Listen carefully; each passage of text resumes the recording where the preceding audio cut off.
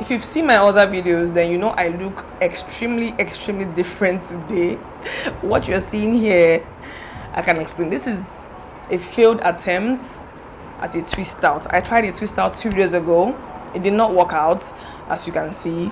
So I just wanted to rock the hair as much as I can before I have it braided back in, because I can't deal. I can't deal. Anyway, in case you're new here, welcome to my channel. My name is Sky and I make beauty, style and minimalism videos here on YouTube and Instagram and on my blog and everywhere else. So if you like that kind of content, stick around, subscribe, join my little family, and let's get into today's video. Okay, so I'll be sharing 5 unpopular opinions about beauty. 5 unpopular opinions about beauty. I'll be sharing these opinions not just because I want to yap, but because I'm very passionate about beauty. I love everything beauty, makeup, skincare, hair, all of that.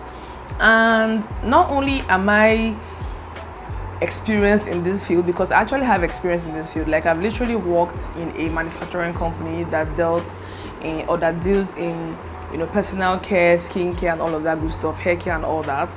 So I have actual industry experience from the inside, from the manufacturing side. I've done sales, marketing, new product development, business development. So I've done all of this stuff. So I know skincare and beauty and hair care, not just from a consumer point of view, but from a manufacturer's and a corporate company point of view. So I'm a little experienced, I'm a little more educated than the average consumer. So I'm a little more jaded. Plus, maybe minimalist helps me see through all the noise and all the rushing and everything. So these opinions I'm sharing are purely mine. They are not gospel, so don't take them and say, and don't attack me. Please don't attack me. These are just unpopular opinions, and these are just my opinions. And this entire video is just for fun. This is not about to bash anyone's point of view. In case you don't agree with everything I'm saying, let me know in the comment section.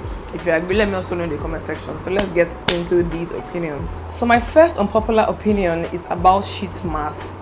As far as I'm concerned, sheet masks are not that relevant. I don't know if they even work at all. I'm not convinced that they work. I mean, I understand the concept of having some ingredients stay on your face for long periods, because I mean, we are advised to put products on our face and let them sit for a bit before we wash them off, in case they're like cleansers and whatnot, and even moisturizers. So I understand the concept of putting products on your face and letting it stay, but I don't see sheet masks as a relevant, important step in anybody's skincare routine. I mean, sure, they feel nice. Some of them smell really good. They really smell luxurious and they make you feel like you are in some kind of a spa. So I like the pampering aspect of it, but I'm not convinced that they are entirely important or that they even work in the first place. I'm not convinced. So this is my unpopular opinion number 1. Sheet masks are not important. They're not. My second unpopular opinion is that makeup gurus, not actual technically trained makeup artists, I mean makeup gurus, you know people that I mean. So makeup gurus, I think, use too much product. They use too many products. Like when I watch a makeup tutorial, I'm like, what's going on?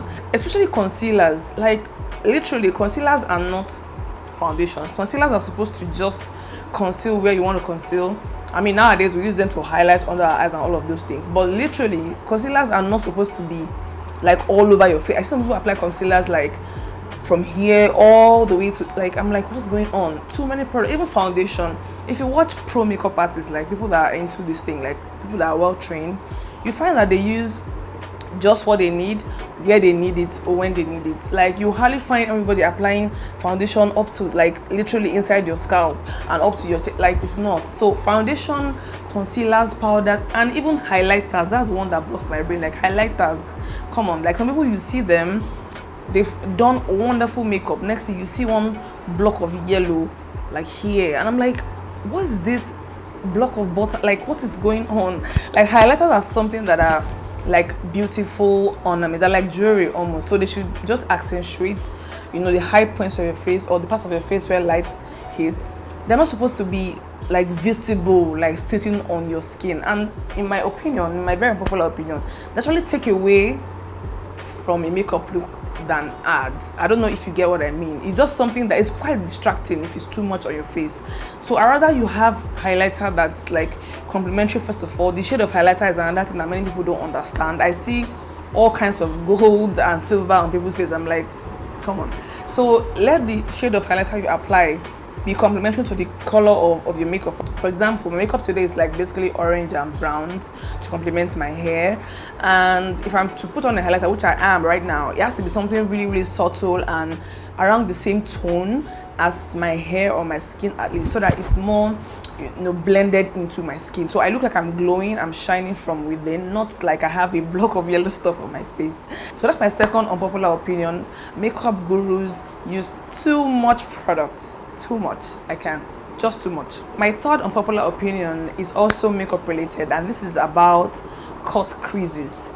Now, so unless you're in the drag makeup crafts industry, unless that's what you do, cut creases are things that I can't get into it. I've tried. Look guys, I've really tried because I love makeup. I've tried it. Maybe it's just my eyes, but it just looks weird somehow, and I just never find it flattering on most people. Like, some people can pull it off, right? If you have a really steady hand and you're really good at it, maybe. And I appreciate that makeup is just for fun. So I mean, if you like cut creases, go ahead and rock them. But I just feel like they're not the most flattering eyeshadow application. I mean, they're difficult to do for the average person. I mean, I can't do it. I have enough makeup skills to do any kind of makeup technique that I want, basically.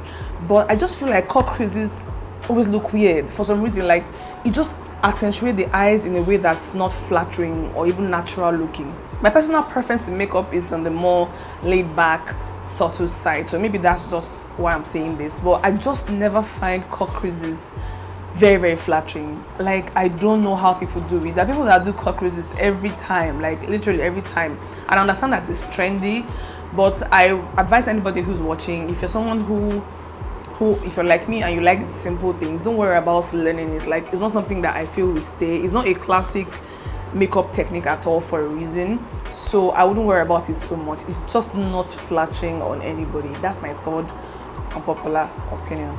My fourth unpopular opinion is about hair, and this is because, in case you didn't notice, for the very first time on this channel, I'm having my hair out, and it's not as if it was intentional. Like, I'm not someone who hides her hair or anything like that. My hair has been short for a long time. I'm just now growing it out, so I just always put them in a braid and just, keep it moving. I'm not about that natural hair styling type. I'm not about that life at all. Anyway, so I had to pre-pull my hair just to try it, because pre-pull was something that I don't think is 100% necessary. Again, I understand the logic behind pre-pulling, and I also advise people, like, when you have braids, especially for a long time, you see that, so at the root of your braids you can have some congestion of dust and creams and gels or whatever, and that can tangle your hair right at the base of your braid. So I understand that when you take out braids, you're supposed to find a way to detangle that part so that it doesn't break off your hair. So I understand pre-pulling. But again, I don't think this is a step that is 100% necessary to the health of your hair. Like, I understand if you're having extreme breakage or your hair is really dry, then I'd advise a much more robust, holistic moisturizing regimen as opposed to pre-pulling. So pre-pulling for me is like one extra step that it's nice, but it's not 100% important. You know what I mean? So what even triggered this unpopular opinion, is that I know there's some brands that have pre-pull products. Like, there are actual products that are called pre-pull products, and in my head I'm wondering, this is just another thing about consumerism, about capitalism, about the business space nowadays. I respect the hustle because I'm a business person myself, so I understand having a broad range of products for your customers to use. I understand the marketing part, I understand the business end of it, but as a consumer, I think I am of the opinion that you should look at products more critically before you buy them. Not only because I'm minimalist, I mean, and this is a huge part of myself, so I generally ask questions about products. So I don't just buy things because they are there on the shelves. I look at actually what these things are supposed to do, what ingredients are in this stuff, what they are supposed to do for me, specifically for my problem, because something might be good for someone else and not be good for you. So pre-pulling products or pre-pull items are things that I don't think you should sweat to buy. Like, I don't think it's something you should worry about. If you have it and you can get it and you feel like you love it, but I don't think it's something that you should worry about. pre-pooing. If you must pre-poo, like what I do on the days when I have to pre-poo because of the braids, so I just do a little bit of mix of conditioner and some oil. If I have like olive oil or coconut oil, just mix a little oil and some conditioner and massage the base of your scalp, and then leave it overnight or for some hours before you wash it off. It will do the same job of melting the stuff you're trying to melt. So that's basically what you can do instead of buying a whole pre-poo product. So that's my fourth unpopular opinion. My fifth and last unpopular opinion is about skincare. Now, I just put one opinion about skincare because like skincare is something that is so complex and very subjective at times. So I don't want to say something and then someone will see it and I'm like either attack me for it or take it and run when it doesn't apply to their particular skin. So my fifth unpopular opinion is about the Korean 10-step skincare routine. I don't know if that's how it's called, but you know what I'm talking about, the Korean 10-step skincare routine where you have 10 different steps of cleansing, oil cleansing, melting, all of those good stuff. I don't think that regimen, I'm not going to say it's trash, but I think if you're not Korean or East Asian, then it's most likely that your skin will be of a different genetic makeup from a Korean person's. So it's weird to use the same products and steps that that person would use on your own skin. Now, I don't know if this is scientifically proven, and I also know that people swear by this long blown out 10-step regimen. But first of all, you need to understand something, that in skincare you must go by what works for your skin and what your skin particularly needs at every given time. So not only is your skin different from the next person's, your skin will differ from time to time, age to age, season to season.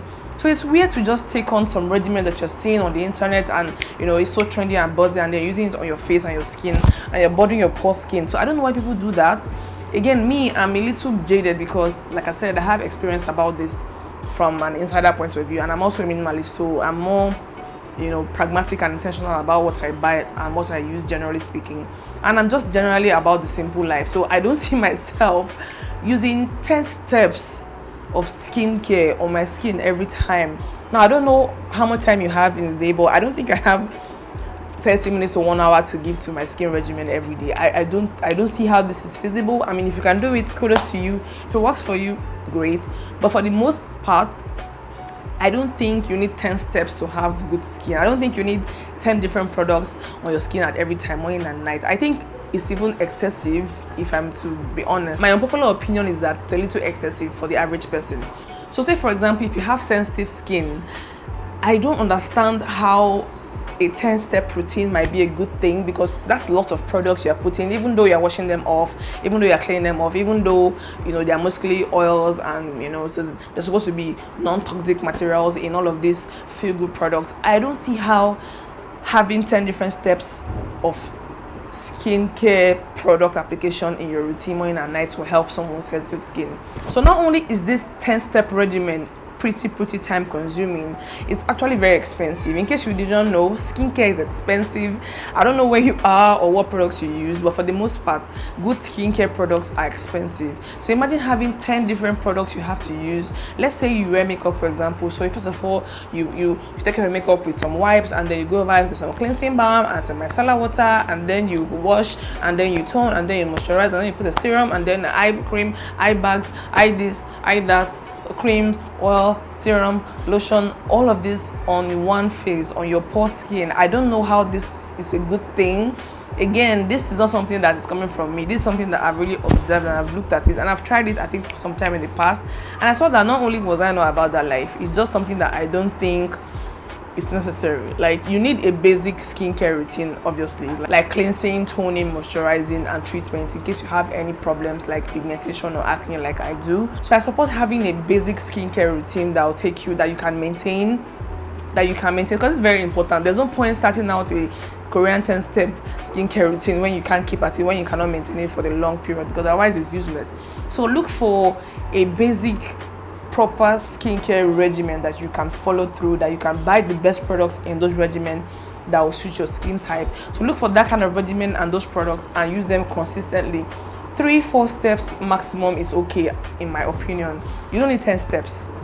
10 steps of anything is too much. Like, I don't understand. Like, you're not making food. Is it food? Are we cooking food? So 10 steps is just too much. I can't get into it. I don't think it's important. I don't think it's necessary to have good skin. Also, if you're not Asian, you're not Korean, then your skin is different genetically speaking even. So I don't know, I think you should consider this entire 10-step thing. That's my unpopular opinion. So that's the video, guys. Let me know what you think about these opinions in the comment section. If you agree, you don't agree, let me know which ones. If you have other unpopular opinions about, you know, current trends in beauty, let me know in the comment section and let's share and laugh about it. Again, this video is not to bash anybody or any technique or anything. It's in good taste and just my own personal opinion from my own point of view. You don't have to agree. It's all love, it's all good. So yeah, give me a thumbs up and subscribe to my channel in case you're not. I really appreciate it. Okay, thank you so much for watching. I'm gonna see you in my next video. Bye bye.